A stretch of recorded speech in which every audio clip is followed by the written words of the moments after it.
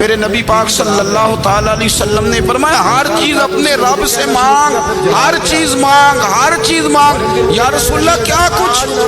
میرے محبوب نے فرمایا تیرے گھر میں نمک بھی ختم ہو جائے تو وہ بھی اپنے رب سے مانگا کر، تو مانگنا وہ تجھے دے گا، تو اس کی بارگاہ میں کشکول طلب دراز تو کرنا۔ اور ترمذی شریف میں عجیب لفظ ہیں، رسول کائنات نے فرمایا، رب کریم فرماتے ہیں جب میرا بندہ ہاتھ اٹھاتا ہے نا تو مجھے حیا آتی ہے کہ میں خالی کیسے لوٹا دوں اس کے۔ اتنے بڑے بادشاہ کی بارگاہ میں او بھائی لوگوں سے عزتیں تلاش کرتے ہو تو وہ کیا تمہیں عزت دیں گے؟ وہ تو کل اچھا کہتے ہیں پرسوں برا کہنے لگ جاتے ہیں۔ لوگوں کے سامنے گڈ بک میں آنا چاہو گے تو وہ تو سویرے تمہارے بارے میں کچھ کہیں گے، شام کچھ اور کہیں گے۔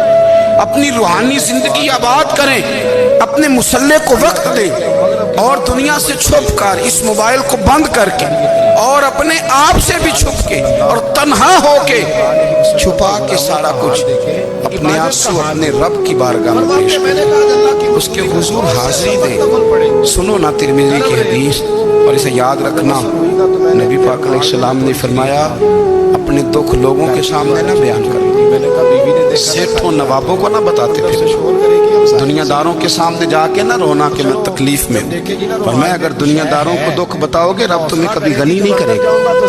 اور لوگ ہیں کہ الٹا مذاق اڑائیں گے۔ آپ کی جس سے بڑی پکی یاری ہے نا، پکی، وہ تب تک پکی ہے جب تک آپ نے 50,000 مانگا نہیں، اور جس وقت آپ نے کہہ دیا کہ میں مجبور ہوں میری مدد کر تو پھر ختم ہو گئی دوستی۔ لوگوں کی تعلقات آپ کے ساتھ تب تک ہیں جب تک آپ ان سے کوئی ضرورت وابستہ نہیں کرتے۔ کریم محبوب فرمانے لگے بندوں کے سامنے دکھ نہ بیان کرنا، اللہ تجھے کبھی غنی نہیں کرے گا۔ تو اپنے دکھ اپنے رب کو بتا، تو دعائیں مانگ، تو اس کی بارگاہ میں حاضر ہو، تو اس کے حضور عرض کر۔ فرمایا اپنے دکھ اپنے رب کو بتا، وہ جلدی کرے یا دیر سے کرے تجھے ساری دنیا سے بے نیاز کر دے گا، تجھے کسی کا محتاج نہیں رہنے دے گا۔ نبی پاک علیہ السلام نے فرمایا، رب فرماتا ہے میرا بندہ میرے بارے میں جس طرح کا گمان کرتا ہے نا میں بھی اسی طرح کا ہوں گا۔ جو مجھے دل میں یاد کرے میں بھی اسے تنہائی میں یاد کرے، جو مجھے لوگوں میں یاد کرے میں فرشتوں کی جماعت میں یاد کرتا ہوں۔ رب کہتا ہے تم میرا ذکر کرو میں تمہارا چرچا کر دوں۔ اور اب تو میری طرح کے مولویات یہ چیز سناتے ہیں، تو یہ سارا کچھ کیسے آیا؟ نبی میں ایک نماز پڑھو تو 50,000 کا ثواب، حرم شریف میں پڑھو تو 1,00,000 کا ثواب۔ مولانا حدیث یہاں سے شروع نہیں ہوتی، کی مزدوری کرنے کھولو چلے تو گئے، صحیح کنزول المال، پتہ نہیں کس پڑھو مسلم امام محمد بن حنبل حدیث تو یہاں سے شروع ہوتی ہے۔ میرے نبی پاک نے فرمایا مسجد اقصی میں جس نے ایک نماز پڑھی 25,000 کا ثواب، پھل بھیجے ہیں۔ اور میری مسجد میں جس نے ایک نماز پڑھی 50,000 کا ثواب، اور اللہ کے گھر بیت اللہ جس نے پڑھی 1,00,000 کا ثواب۔ اب اور مسجد اقصی کا تو ذکر ہی چھوڑ دیا ہے، میں کیوں؟ سکتے میں تھا، اس نے جا کے وہ میرا مسجد رومال جو کھولا، 15 سال میرے نبی پاک نے نماز رب ادا، کریم نے ہیرے بنا دیے، کس نے؟ وہ ہیرے بن گئے۔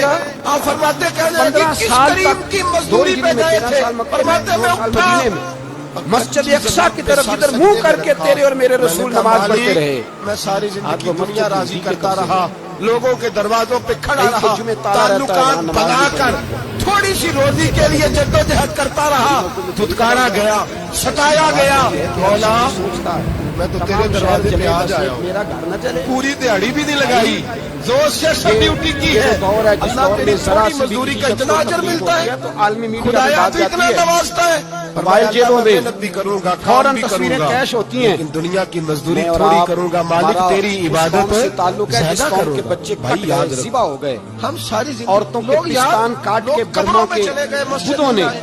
ان کے کباب بنا کے کھا لیے، چھوٹے چھوٹے بچوں کی لاشیں انہوں نے لٹکا ڈالی۔ ٹائم آیا، لوگوں کی نمازیں پڑھ میں دی گئی، حکومت کی کیا بات کروں، لوگوں نے نمازیں یہاں شروع کسی سیاستدان کو مکھی کاٹ جائے تو نمازیں ہمارے پڑھ کھڈے آباد ہو جاتے ہیں، بحث کر کہیں دیتے لے ہیں۔ جاؤ، ہمارے اپنے شادی لوگ، کا موقع عام ہے آدمی تو نہیں وہ بات کرتا، کراچی جانے عام کو آدمی تیار نہیں ہے۔ نکلتا، عام شخص کو فکر ختم ہو گئی۔ چند فرلانگ پہ مسجد ہے، وہاں میری مسجد جانے کو سب تیار سے ہے۔ بڑھ کر بہترین اللہ مسجد کے خطیب امام حسین، عبادت گزار ہوتا ہے، اور جو مسجد نبی سے بڑی بھی کوئی مسجد ہوگی جس ممبر پر رسول پاک بیٹھ کے خطبہ دیا کرتے ہیں، صدیق تو ہو سکتا ہے، پیر ہو سکتا، میرے مصطفیٰ کے میں ذمہ داری سے بڑا کہہ بھی رہا کوئی ہوں، آستانہ صدیق ہوگا تو ہو جس کی سکتا ہے، سجادگی پر امام پیر ہو حسین کے سکتا، پاس تھی۔ بالکل بے دین ہے، ہمارا کیا بد تعلق، ہمیں دین کیا ہے، لگے جو مرضی ہوتا پیر ہو ہے۔ سکتا۔ امام علی اس مقام لیے کہ آرام اللہ سے کی مسجد ولی کی نبی میں علامت بیٹھتے یہ تھے، ہے کہ اس زمانہ کے پوری چہرے پر دنیا سے عبادت جاتا کی تھا، ہاتھ روشنی ہو۔ چومتا تھا، میری بیوی میں ناراض بیٹھتا رہنے تھا۔ لگی، इतने बड़ी अजमत वाली भी कुछ हल्का शख्सियत हल्का तो होती है उसने जिसके मुझे लबों में कहना रसूलुल्लाह शुरू का किया, खुदा जलाल होता में आ है, गई।